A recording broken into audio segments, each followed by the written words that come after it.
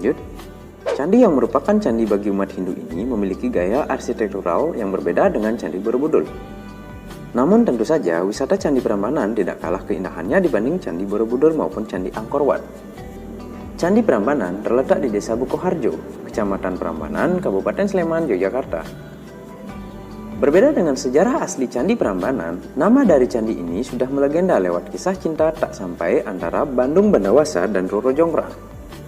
Konon, menurut legenda, Roro Jonggrang meminta 1000 candi dalam satu malam sebagai syarat lamaran Bandung Bandawasa. Melalui bantuan makhluk jin, Bandung Bandawasa mampu menyelesaikan 1000 candi yang pada akhirnya digagalkan sendiri oleh Roro Jonggrang. Mengetahui kecurangan yang dilakukan oleh Roro Jonggrang, Bandung Bandawasa pun marah dan mengutuk Roro Jonggrang menjadi arca terakhir dari 1000 candi yang dibangun dalam satu malam tersebut. Maka, muncullah sosok patung perempuan dalam satu arca Candi Prambanan. Kisah tersebut adalah legenda yang dekat dengan Candi Prambanan. Namun untuk sejarah asli Candi Prambanan sangat berbeda. Candi Prambanan dibangun oleh Rakai Pikatan yang saat itu adalah raja dari Mataram kuno dari Wangsa Sanjaya. Pembangunannya sendiri dimulai pada tahun 850, yang mana dekat dengan waktu pembangunan Borobudur.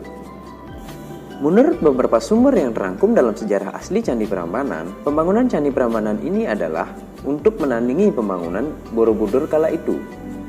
Ditambahkan menurut prasasti Sivarga, pembangunan ini dilakukan untuk menghormati Dewa Siwa yang merupakan dewa tertinggi umat Hindu. Namun, kejayaan Candi Prambanan pun sirna ketika pada akhirnya Empu Senok, raja terakhir Mataram kuno dari Wangsa Sanjaya, memindahkan pusat kerajaannya ke daerah Jawa Timur. Akibatnya, bangunan yang dipelopori oleh pendahulunya tersebut sepi dan ditinggalkan. Dari sejarah asli Candi Prambanan tersebut, kejadian serupa pun juga akhirnya menimpa Candi Borobudur.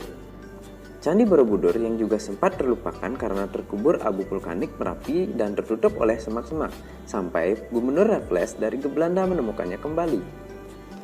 Namun berbeda dengan Borobudur, Candi Prambanan tidak terkubur. Dari sejarah asli Candi Prambanan tersebut, kejadian serupa pun juga akhirnya menimpa Candi Borobudur yang juga sempat terlupakan karena terkubur abu Gunung Merapi dan tertutup oleh semak-semak, sampai Gubernur Raffles dari Belanda menemukannya kembali. Namun, berbeda dengan Borobudur, Candi Prambanan tidak terkubur. Ditilik dari sejarah asli Candi Prambanan, patung yang konon disebut sebagai patung Roro Jonggrang tersebut sebenarnya adalah patung Dewi Durga, yang menurut mitos juga dipercaya sebagai jelmaan dari Roro Jonggrang.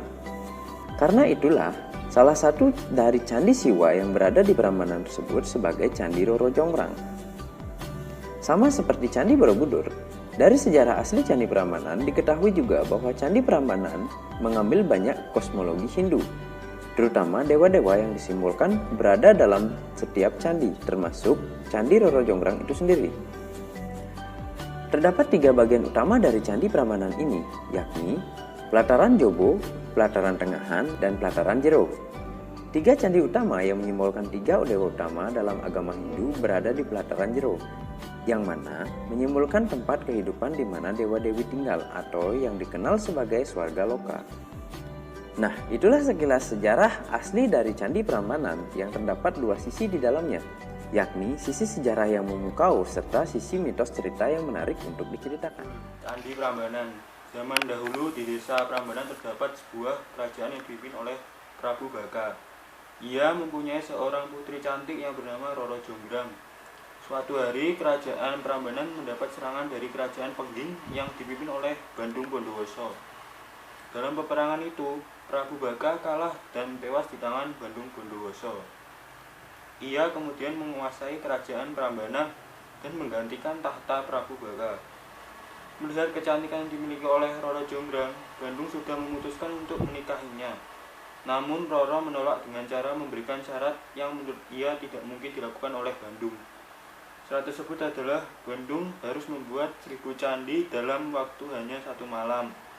Bandung hampir menyelesaikan 1000 candi hanya dalam waktu 1 malam dengan bantuan roh-roh halus.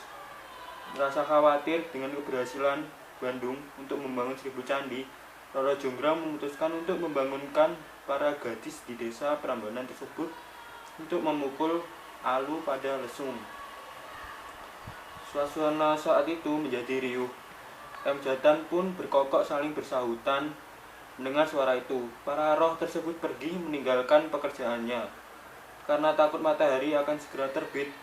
Padahal saat itu hanya kurang 1 candi saja untuk melengkapi 1000 candinya.